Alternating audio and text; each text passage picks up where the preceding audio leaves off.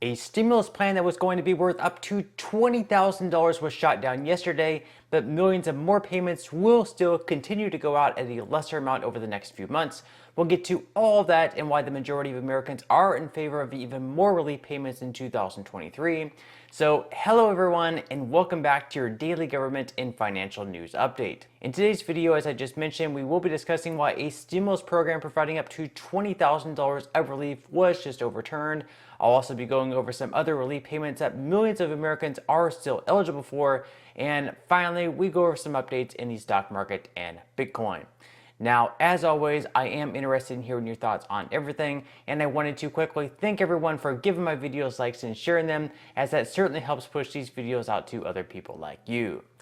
Okay, so the inflation report for the month of October was released yesterday. In it, we saw some good news, but also not so good of news. So, for example, inflation rose by 0.4% in October, which is less than the 0.6% expectations, but still 0.4% annualized is still 4.8%. 4.8% is not a number that we would like to see over the long term. Rather, we would like to see it get down much closer to 2%. Also for the month, food was up another 0.6%, shelter was up another 0.8%, energy was up 1.8%, and worst of all, fuel oil was up 19.8% as the cold winter approaches.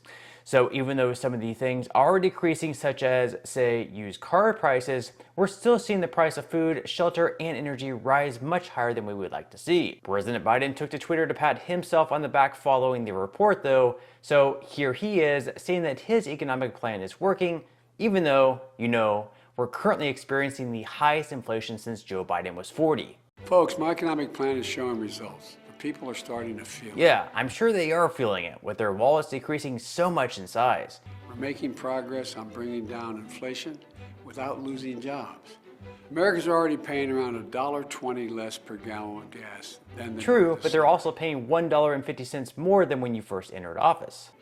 Folks are seeing much needed break in inflation at the grocery store. Prices are actually up 0.6% in October, an annualized rate of 7.2%, so Americans are definitely not seeing decreases at the grocery store. People are shopping for health insurance and continuing to save $800. The price of health insurance is because of actually the up actions we took. 20.6% year over year, one of the biggest increases ever. And it's going to take time to get inflation back to normal levels, but we're going to keep at it. We're on the right track. We're not losing jobs in the meantime. I'm going to keep fighting to build an economy from the bottom up and the middle out. Now, one thing that I can give Biden here is that jobs still are on the rise, but at the same time, unemployment is also on the rise, so we're really seeing a mixed bag of results. Also, if we go into yet another recession next year, we could see this drastically change, and we recently saw Meta lay off 11,000 employees. Also, in a recent survey by Retail Me Not, roughly half of shoppers said they will be buying fewer things for holiday shopping this year due to inflation, and if Americans decide to use credit cards to make these purchases and they aren't able to pay them off right away, they could be impacted even more, unfortunately, due to the fact that these cards now have much higher interest rates due to the recent rate hikes by the Fed. So if they're not able to pay these off on time, we're going to see the amount of interest that we're paying each and every month continue to go up higher and higher. Also, considering that Americans are already shelling out around $500 more per month to afford the same things that they normally purchase, whether this be gas, whether this be groceries, anything else, there just isn't going to be too much money left over for gift buying. Now, something that I would recommend doing to save the most on gifts if you have the money to buy gifts is to first do your very best to shop around. So for example, you might find the same exact item at Walmart or Amazon for a lot cheaper than you would at Target. But also another thing that I would do is to buy discounted gift cards. So on Raise, for example, you can buy gift cards for huge discounts, some as much as 40 or 50% off, which means, for example, if you buy a $100 gift card at Walmart at 10% off, you'll be able to buy $100 worth of things at Walmart for just $90. Now, if you're interested in checking that out, I will leave a link in the description box below for Raise. And again, this is a site that I personally use myself, and you can unlock an extra 15% off on your first purchase. Now, in some other news, yesterday a Texas judge struck down Biden's student loan forgiveness executive order, claiming that Biden did not have the authority to do so. The judge wrote, "In this country, we are not ruled by an all-powerful executive with a pen and a phone. Instead, we are ruled by a constitution that provides for three distinct and independent branches of government."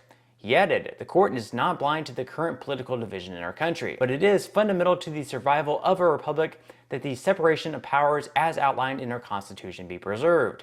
This means that Biden's $10,000 to $20,000 stimulus for those with student loans may not take shape after all, although we will most definitely see an appeal to this ruling, so we still have a long way to go." Now, the reason Biden's team thought he had the authority to forgive up to $20,000 of student loans was because of the HEROES Act, which was enacted after 9/11 and gives the Secretary of Education broad authority to waive or modify student loan obligations. In this case, though, Judge Pittman is saying that the HEROES Act does not mention loan forgiveness, and if Congress provided clear congressional authorization for $400 billion in student loan forgiveness via the HEROES Act, it would have mentioned loan forgiveness. He said that the act only allows the Secretary to waive or modify provisions of Title IV. But again, this is not the final decision, as the Biden administration will appeal, and I believe they have actually already appealed the ruling, and eventually we could see the Supreme Court decide to take up the case. So with millions of Americans with student loans potentially having their loan forgiveness struck down now after thinking they're going to have $20,000 forgiven, there is still a case to be made for other relief to take place in the coming months. So in a recent survey, for example, 63% of Americans said they were in favor of a fourth stimulus check to combat inflation. This is very much a bipartisan thing. Both Republicans and Democrats, I believe, would be very much in favor of another stimulus check. Who wouldn't? Now, Americans aren't the ones creating laws or voting on them, so it really doesn't matter what most Americans think. But lawmakers are supposed to listen to the voices of their constituents and try to make the best decision from there. So if their constituents are saying, hey, we want a fourth stimulus check, what they're supposed to be doing is going to Washington and voting for one. But at the end of the day, they're supposed to pretty much be making the best decision for what they think their constituents would be better off as. Now, how likely a fourth stimulus check is at this point? I would say medium, sort of. Right now we're facing very high inflation, and as a lot of people are saying, these stimulus checks have very much contributed to inflation. So if we're still facing, high inflation, let's say 6, 7, 8%, even 5%, it is very unlikely of a stimulus check at this point in time. Now, let's fast forward to 2023. Let's say that we do get inflation under control. It's going back down to 2 to 3%, but we're also facing a major recession where employees are getting laid off at mass amounts and businesses aren't doing so well. Then at that point, it usually is pretty popular for lawmakers to sign into law another stimulus check. So at that point, maybe in 2023, we could see fourth stimulus check. I don't know the amount. Usually I believe when Obama had a stimulus check, when he sent one out, it was in a lesser amount, let's say like $600. Only recently during the pandemic, where we're seeing these much larger stimulus checks of, say, $1,400. So who knows what it could be? It could be, let's say, $600, or it could be as high as $2,000. But if we get a stimulus check, it more than likely won't be until next year. Let's say when we finally get inflation under control, much closer to 2%. But then, of course, also being in a recession where we're seeing mass layoffs. So we'll just have to wait and see till then. Nevertheless, many states have decided to take matters into their own hands. So, for example, Delaware has been sending out stimulus payments of $300. Then over in Massachusetts, taxpayers are receiving 7% back in what they paid in state taxes. So if you paid $1,000 in state taxes for 2021, you would receive $70. New Jersey also implemented an anchor program which gives stimulus money to homeowners and renters up to $1,500. Those payments will start rolling out in the spring of 2023. And Pennsylvania, under Democratic Governor Tom Wolf, is continuing to push for $2,000 stimulus checks by the end of this year.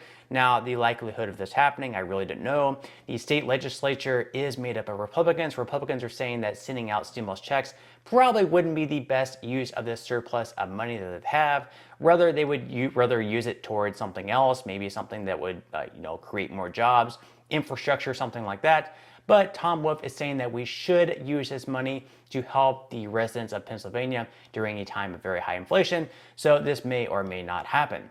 Now, in some money news, after inflation came in much slower than expected, as we just talked about, investors were absolutely thrilled, meaning that it's less likely that the Fed will continue to raise rates as aggressive as they have been, let's say 75 basis points. Instead, it may only be 50 basis points.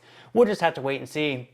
But anyways, the S&P 500 did end up rising by the largest amount in 2 years, climbing by 5.54%. The Dow Jones was also up big, rising by 3.70%, and the Nasdaq also made some pretty massive strides as well, in the green, up by 7.35%. So really good things all in all there. Now, holders of Bitcoin were able to breathe a small sigh of relief yesterday after it plummeted by over 19% in the last week, with its price rebounding by 4.85% in the last day, and it's currently sitting in the low 17,000s. Now, with that said, if you would like to receive up to 12 free stocks and $5 worth of Bitcoin, in the comment section below, I will leave a link where you can receive just that from my partner in Webull. And even if you don't feel like investing at this time for whatever reason, once you receive the free stocks, what you can always do is just sell them for what they're worth and then transfer that money right back to your bank account. So in total, you should be receiving a value of at least $50 or more. Some people have actually received over $3,000 in the past. This is a lot of money. So really, you can think of this as just some free extra money with just a few minutes of work. But on that note, I'm going to go ahead and wrap up this video. If you enjoyed the content in today's video and you would like to see more like it, make sure to give this video a like, subscribe to my channel, and also ring the notification bell. That way you will be the very first to be notified when I do release future videos. And until next time, I hope you have a wonderful Friday ahead, and I'll see you in the next video.